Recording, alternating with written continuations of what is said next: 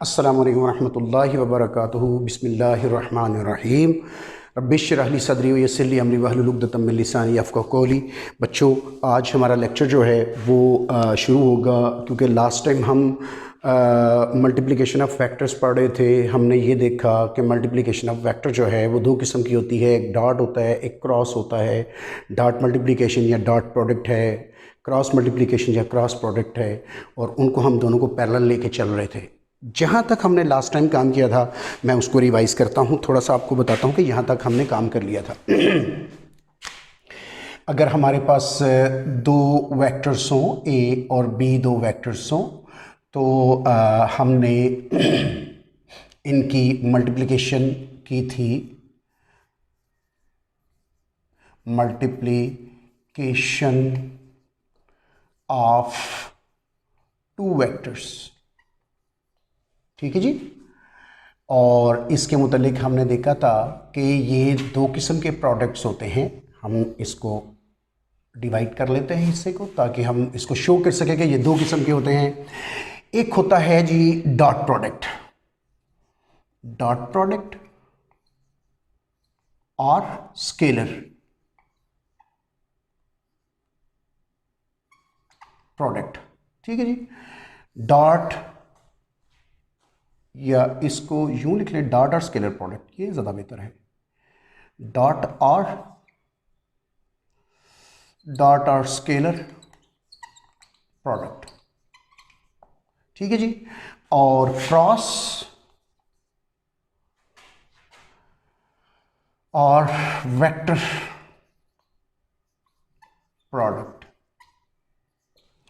Dot product उसे कहते हैं जब दो हमारे पास वेक्टर्स हैं, ठीक है जी, हम उनको मल्टीप्लाई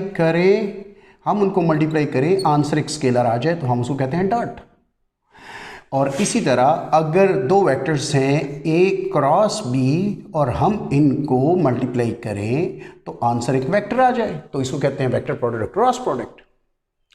इसकी हमने कुछ एग्जांपल्स दी थी, मैं एक एक एग्जांपल लिखता हूँ, आप इनकी एग्जांपल्स जो हैं वो और भी फिज़िक्स में जब आप पढ़ेंगे तो बहुत सारी एग्जांपल्स आ जाएंगी। इसमें वर्क डन की एग्जांपल है। वर्क डन जो है इसकी एग्जांपल क्या है, एफ डॉट डी, दो वेक्टर्स हैं जो कि एक स्केलर जनरेट कर रहे हैं, एफ डॉट डी। इसी तरह क्रॉस प्रोडक्ट की एक एग्जांपल है जो टॉर्क है, जो कि आर क्रॉस एफ से होती है, आर क्रॉस एफ, ये टॉर्क होता है, ये इसकी एग्जांपल है। ठीक है जी। तो दीज आर द एग्जांपल्स, ठीक है जी, दोनों के एग्जांपल्स हैं। उसके बाद ये थी, हमने बात की डेफिनेशन की। ये तो हो गई डेफिनेशंस, इसकी भी डेफिनेशन हो गई, इसकी भी डेफिनेशन हो गई।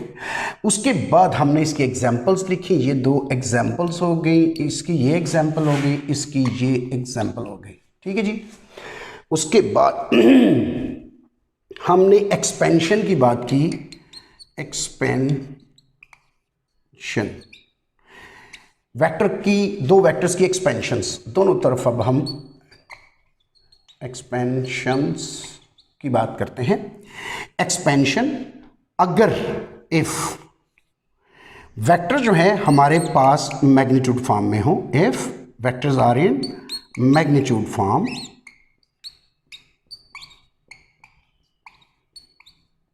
ठीक है, ठीक है जी।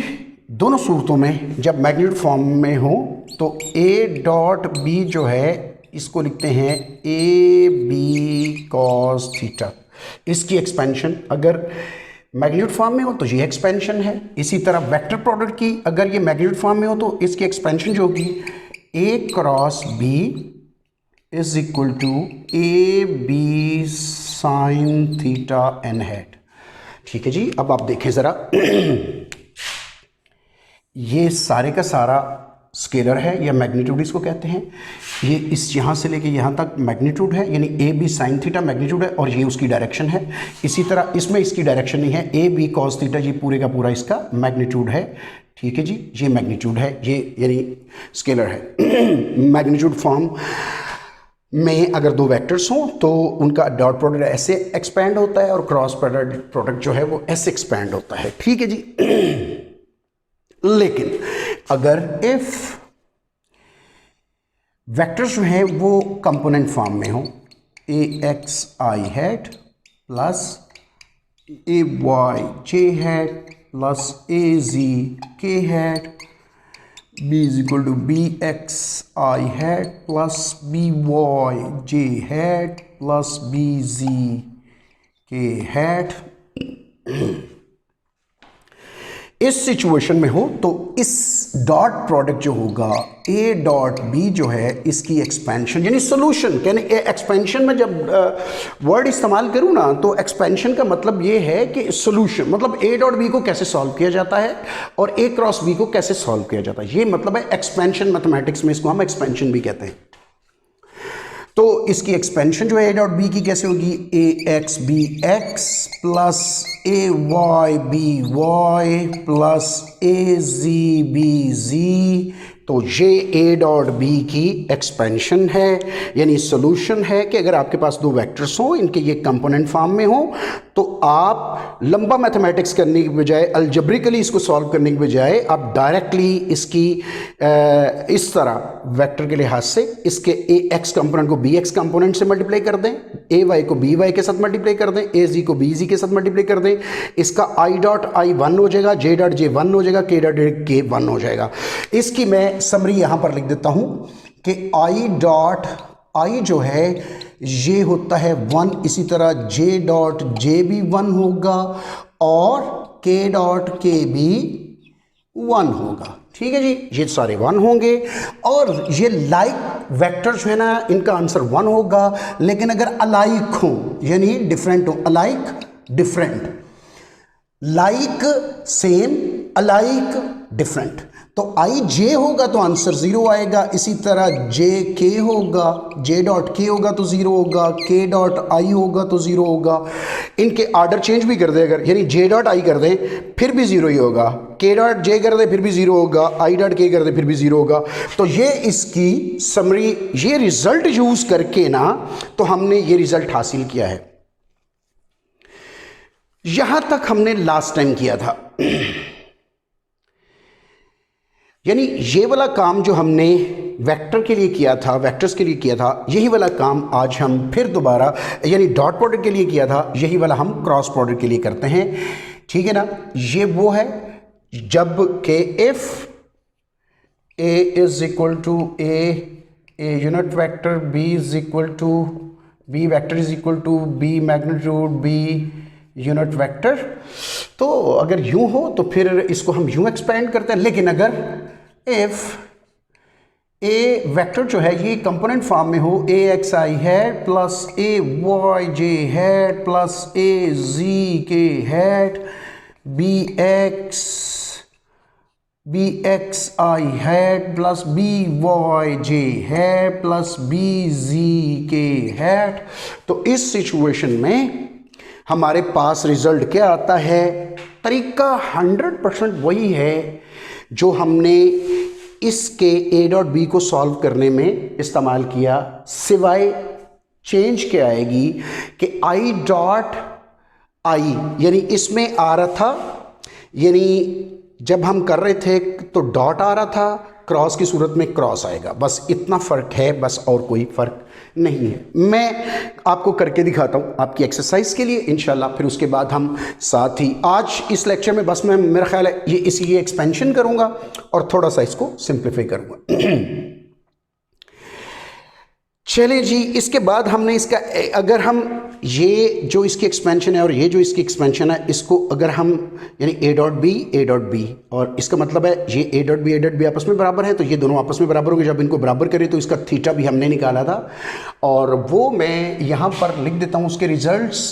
कॉस थीटा के थीटा आया था हमारे पास कॉस इनवर्स, और इसकी 2-3 फॉर्म लिखी थी मैंने, A X B X plus A Y B Y plus A Z B Z over A B, तो यूं ये इसका एंगल भी हमने मालूम कर लिया था। ये इसकी एप्लीकेशन है, यानी ए डॉट बी जो है उसकी एप्लीकेशन है ये कि आप दो वेक्टर्स के दरमियान एंगल मालूम कर सकते हैं। इससे इस रिजल्ट से हमें ये पता चला कि ये this is actually the application of the dot product of the two vectors. So the dot product of the two vectors can be used to find out the angle between the two vectors, right?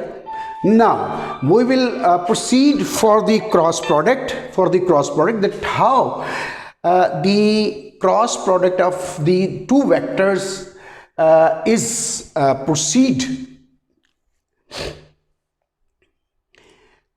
if we have the vectors in component form, right? Now चलिए हम इसको करते हैं a cross b जो है, अगर हमारे पास ये कंपोनेंट फॉर्म में हो तो हम यूं लिखेंगे a x i hat plus a y j hat plus a z k hat. ठीक है जी, ये एक वेक्टर है, क्रॉस a वेक्टर आ गया, cross b vector, cross b x i hat plus b y j hat plus b z k hat. Now यानी dot की सूरत में यहाँ पर डॉट आ रहा था, क्रॉस की सूरत में सिर्फ क्रॉस आया है और कोई फ़र्क नहीं है। इसको मैं इस स्टेप में करता हूँ, फिर आपको समझ आएगी।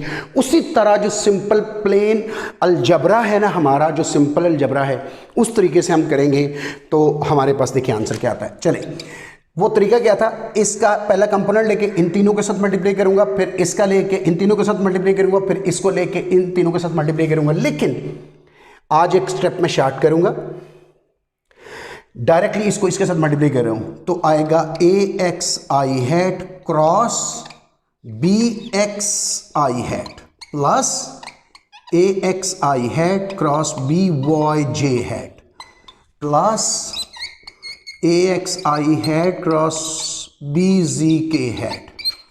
सही है जी, ये पहले मैंने ए एक्स को इन तीनों से मल्टीप्लाई कर दिया plus A Y J hat, अब मैं इसको लेके इन तीनों के साथ मल्टीप्लाई करने लगा हूं, B X I hat plus A Y J hat cross B Y J hat plus A Y J hat cross B Z K hat. चलिए जी, ये हो गया। अब प्लस ए यानी जी कंपोनेंट हुआ, इन तीनों से मल्टीप्लाई करूंगा, ए Z K hat cross B X I hat plus A Z K hat cross B Y J hat plus A Z K hat cross B Z K hat. चले जी, तो ये result बेटे हमारे पास आ जाएगा। अब देखें, इसमें ये वही सिचुएशन है जो डॉट प्रोडक्ट में ही थी। वहाँ पर ये हर जगह पर डॉट प्रोडक्ट 1 2 3 4 5 6 7 8 9 जगह हैं जहाँ पर क्रॉस है, और वहाँ पर डॉट प्रोडक्ट में यहाँ पर डॉट था। डॉट प्रोडक्ट को हमने हल किया ऐसे, लेकिन क्रॉस प्रोडक्ट को कैसे करेंगे देख लेते हैं। यानी ये वाला आई क्रॉस आई, ए एक्स और बी एक्स बाहर आ जाएंगे, यानी साइड पर ले लेंगे उन्हें, और आई क्रॉस आई को सॉल्व करेंगे। इसी तरह ए एक्स बी वाई बाहर आ जाएगा, साइड पर आ जाएगा, और आई क्रॉस जे साइड पर आ जाएगा। इसी तरह हम इन 9 टर्म्स जो हमारे पास बनते हैं इनको करेंगे।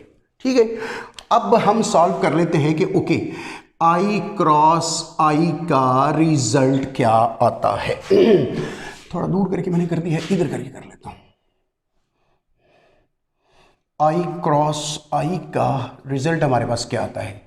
रिजल्ट ऐसे सॉल्व करेंगे ना, ए क्रॉस बी, 2 वेक्टर्स हो आपके पास, आप उनको कैसे सॉल्व करते हैं, ए मैग्नीट्यूड बी मैग्नीट्यूड और उनके दरमियान जो एंगल है उसका साइन। आई का मैग्नीट्यूड 1, क्योंकि एक यूनिट वेक्टर है, आई का मैग्नीट्यूड 1 क्रॉस आएगा 7 साइन, और यानी मल्टीप्लाइड बाय साइन थीटा, और आई में साइन, यानी आई की डायरेक्शन ये है और आई की डायरेक्शन ये है, दोनों डायरेक्शन सेम है, तो आई और आई में एंगल कितना होता है 0 डिग्री, तो ये साइन 0 आएगा। साथ इसके यहां पर डायरेक्शन आएगी एन हैट। लेकिन अब देखें 1 1, ये तो 1 आएगा, और साइन क्या आएगा 0, 1 क्रॉस 0 इंटू एन हैट, और ये आंसर आ जाएगा 0 वेक्टर, या हम इसको 0 ही लिखते हैं सिंपल। यानी 0 साइन 0 0 होगा तो ये सब के साथ मल्टीप्लाई होकर 0 आ जाएगा। यानी सेम वेक्टर्स हो क्रॉस में, देखिए डॉट में सेम हो तो 1 आता है, क्रॉस में सेम हो तो 0 आता है।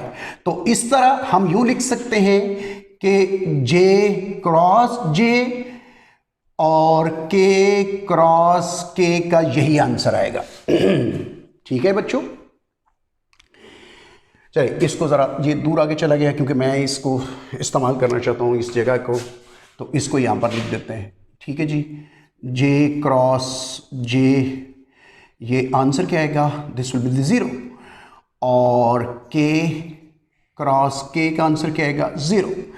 उसके बाद अगर सेम ना हो, मतलब आई क्रॉस जे हो, तो फिर आंसर क्या आएगा, ये अब देखने की बात है। या जे क्रॉस के हो फिर आंसर क्या आएगा, के क्रॉस आई हो फिर आंसर क्या आएगा, ये देख लेते हैं। देखिए